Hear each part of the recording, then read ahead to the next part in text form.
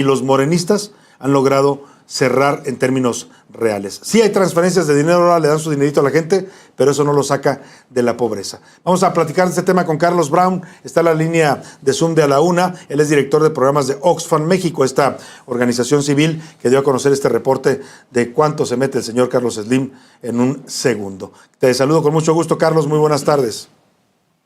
Hola, Salvador, muy buenas tardes. Qué gusto saludarles para hablar sobre este informe que nos parece importantísimo para los días que estábamos corriendo. Este informe que pues documenta cómo esta brecha de desigualdad, lejos de reducirse, a pesar de lo que diga hoy el discurso oficial de que han reducido la pobreza, pues se sigue ensanchando cada vez más. Sí, es un informe global, es un informe que planteamos desde Oxfam Internacional, digamos, en el marco del foro de Davos que se está realizando en este momento en Suiza. Digamos, y llevamos más de una década denunciando la creciente concentración de la riqueza en muy pocas manos, donde México es un caso importante, digamos, pero no es el único, ¿no? El caso de Estados Unidos, ahora con el segundo mandato de Trump, pues nos muestra qué pasa cuando un gobierno abiertamente empuja políticas a favor de los más ricos en la sociedad, desde reducir el pago de los impuestos que digamos que se les cobraban, reducir las regulaciones de sus empresas, reducir la regulación en particular de los algoritmos de inteligencia artificial, en fin, cuando se toman decisiones que benefician a unos cuantos, lo que nos decía la lógica económica durante las últimas 4 décadas era cuando le das a los de arriba, pues eso gotea al resto. Sí, y eso la lógica no puede ser más falso. Le llamaban, ¿no? La lógica, exactamente, la lógica del trickle down economics, de la economía del goteo. Sí. En realidad, lo que muestra la evidencia es que eso no pasaba. No pasaba y no pasa y no pasará, porque lo que suele pasar es la acumulación. Y eso es lo que vemos hoy alrededor del mundo. 2025, a pesar de ser un año de turbulencias económicas y geopolíticas, fue un gran año para los millonarios. De hecho, sus fortunas aumentaron 3 veces más rápido que los 5 años previos digamos, a escala global. Claro, o sea, los ricos son más ricos en este mundo que ustedes están analizando en este informe y los pobres siguen siendo pobres o incluso en algunos casos más pobres. Yo puedo entender, por ejemplo, que el gobierno de Donald Trump beneficia a los multimillonarios porque él viene de esa élite, es un empresario que hizo dinero no siempre con las mejores prácticas empresariales, pero en México el eslogan de los gobiernos de la 4T, bueno, y antes podemos hablar igual del PRI y del PAN, pues es que primero los pobres. Entonces, ¿cómo primero los pobres? Los pobres se les dan migajas con dinero público, pero los ricos siguen amasando fortunas. Sí, y creo que es importante reconocer lo nulo que se ha hecho, más allá del cobro de los créditos fiscales pendientes, lo muy poco que se ha hecho en términos de reducir la concentración de la riqueza en esas pocas manos. Vamos a publicar un informe en una semana sobre dónde está el estado de las fortunas de los millonarios mexicanos. Lo que te puedo decir es que el efecto Slim es demoledor. Slim no es solamente el hombre más rico de México, como mencionabas hace un momento, es el hombre más rico de América Latina y el Caribe.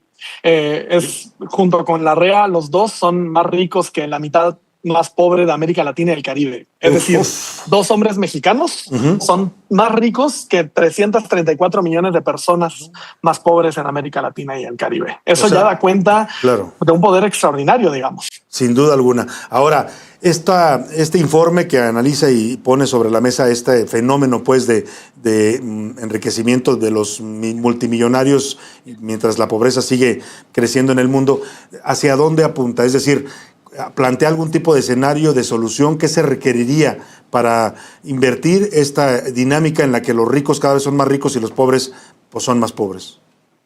Sí, a ver, el informe plantea 2 cosas que nos parece importantes poner sobre la mesa. Sí. Porque sí es un año extraordinario tras una década dorada para los millonarios, pero ahí donde queremos poner atención es, 1, el poder político que les da ese poder económico, es decir, ser poderoso económicamente es ser políticamente poderoso. Por eso es que convocan a conferencias de prensa, pueden lanzar precandidaturas presidenciales, influyen en procesos electorales, favorecen a movimientos y a colectivas políticos de ultraderecha, ¿no? Eso es algo que hemos observado a lo largo de los últimos años. En fin, pasa ese lado que tiene que ver con incluso que se lancen como precandidatos o candidatos presidenciales alrededor del mundo. 11% de los millonarios en la lista de hoy aspiraron al menos una vez a un cargo político en los últimos años. Eso implica que los millonarios tienen 4,000 veces más probabilidad de tener un puesto de elección popular que una persona promedio. Es decir, si estamos en una situación como de punto de quiebre. Claro. Y eso me lleva a la pregunta que planteas, que es, ¿hay algo que se puede hacer? Sí, sí se puede hacer.